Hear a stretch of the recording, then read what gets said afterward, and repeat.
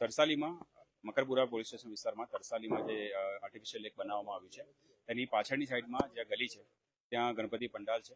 ત્યાંથી એવા ન્યૂઝ આવ્યા કે અમને ગણપતિ પંડાલની બાજુમાં જે એક્ટિવા પડ્યું છે ત્યાં કંઈક એની પર પડી હોય અવાજ આવ્યો અને ધ્યાન દોર્યા અને અમે દરેક પંડાલ ઉપર એક એક પોલીસ તરફથી જે માણસ રાખ્યો હોય છે અને એને આ વાતની ધ્યાન થતાં તેણે અમારું ધ્યાન દોર્યું અને ધ્યાન દોરતા જ થાણા અધિકારી એસીપી સાહેબ અને અમે તાત્કાલિક સ્થળ પર પહોંચી ગયા છે. એલસીબીને અને ડિસ્ટાફના માણસોને અલગ અલગ ટીમ બનાવીને ચેક કરી રહ્યા છે કે કંઈ શું ફેંકવામાં આવ્યું હોઈ શકે અને કોના દ્વારા ફેંકવામાં આવ્યું હોઈ શકે તે બાબતે અલગ અલગ ટીમ બનાવીને કોમ્બિંગ અત્યારે હાલમાં ચાલુ છે. પ્રાથમિક દ્રષ્ટિએ જોવામાં લાગે છે કે કંઈ ફેંક્યું હોય જેટલું અમે બધા ટેરેસ ચેક કરાવ્યું છે એવું કંઈ સંદિગ્ધ વસ્તુ મળી નથી આવી હજુ સુધી, પણ સીસીટીવી બી ચેક કરી રહ્યા છે જો આજુબાજુમાં ક્યાં હોય તો, અને દરેક મકાન વગેરે પણ જે છે આજુબાજુમાં પંડાલની બંને બાજુમાં એ અમે કોમ્બિંગ દ્વારા ચેક કરી રહ્યા છીએ.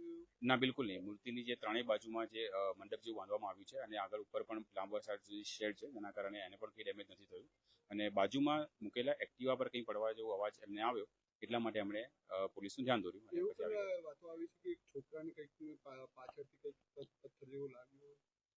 તપાસ કરીએ છીએ, એવું હજુ સુધી મારા ધ્યાને નથી આવ્યું. પૂછપરછ કરીએ છીએ, આયોજકો સાથે પણ અમે વાત કરી છે અને જે અત્યારે કંઈ ભોગ ચડાવવાના હતા એ વખતે જેટલા લોકો અહીંયા હાજર હતા તમામની પૂછપરછ કરીશું. જો કોઈને વાગ્યું હોય તો એ બાબતે આપણે આગળ તપાસ કરીશું. આવી રહી છે અને ખાસ કરીને આવા સમયમાં કેટલીક અફવાઓનું વાતાવરણ પણ ગરમ થતું હોય તો લોકોને શું અપીલ કરશો, કારણ કે તહેવારમાં શાંતિ બની રહે તે પણ મહત્વની છે. બિલકુલ, આ અફવા છે કે હકીકત એ બાબતે અમે તપાસ જરૂરથી કરીશું, પણ જો કોઈ અફવાઓ આવે તો ઓબ્વિયસલી એની સ્પ્રેડ કર્યા કરતાં એની ખરાઈ કરવી જોઈએ અને અહીંયાના જે આયોજક છે તેને હું બિરદાવું છું કે એમણે કોઈ પણ વસ્તુને વધારે એસ્કેલેટ કર્યા કરતાં એમણે તરત જ પોલીસ જે અમે રાખી હતી, દરેક પંડાલ પર અમે પોલીસ રાખીએ છીએ, એ પોલીસનું ધ્યાન દોર્યું અને કે અમે તાત્કાલિક બધા અમારી ટીમ એસીપી ડીસીપી અને અમારી એલસીબીના માણસો બધા આવી ગયા છે. અમે અલગ અલગ સ્કોર બનાવીને પ્રોપર કોમ્બિંગ કરીશું, ચેક કરીશું અને જે પણ યોગ્ય તપાસ કરીને જે પણ યોગ્ય વસ્તુ છે એ બહાર સામે લાવીશું.